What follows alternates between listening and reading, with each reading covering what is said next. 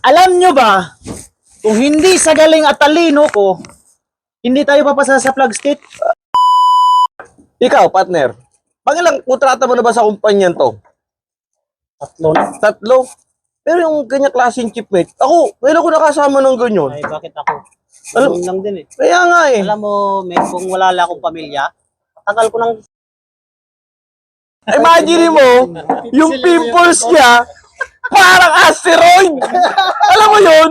Nung panahon pa naman, na-extinct yung mga dinosaur. Kaya ano, baka blaster. Guys. Anong ginagawa nyo guys? Ay, Kala nyo, hindi ko kayo mahuhuli ah. hindi naman, boss. Ikaw nang simuno dito eh, naririnig ko eh. Hindi! Ako Putang ina ba? ka. Wala. Putang ina ka talaga. Wala. Ikaw, Mr. Alam mo, wala akong alam dyan, ha? Anong ginagawa nyo dito ha? Nagtatrabaho! Trabaho? Apat na tao? Ay nako, Diyos ko. Mahayod ako sa'yo. Maraming kalawang to, sir, eh. Kaya kailangan ba Maraming kalawang. Kahit isang tao, kaya mo yan. Kahit ako, Maganda kaya yan? ko yan eh. Ito, chipping lang talaga, boss, eh. Pasensya na, boss. Alam nyo ba, kung hindi sa galing at talino ko, hindi tayo papasa sa Plug State?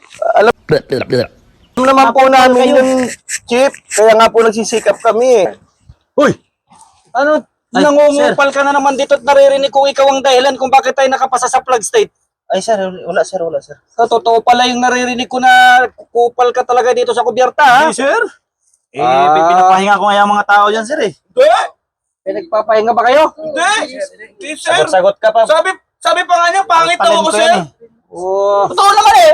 Oh. Tapos ang sabi pa niya, sir, mas magaling daw siya sa'yo. Kaya dapat doon namin susundin, sir. Hindi ko naman sinabi yun. Sinabi niyo, sinabi Ikaw, niyo. gawa-gawa ka ng kwento. Ako.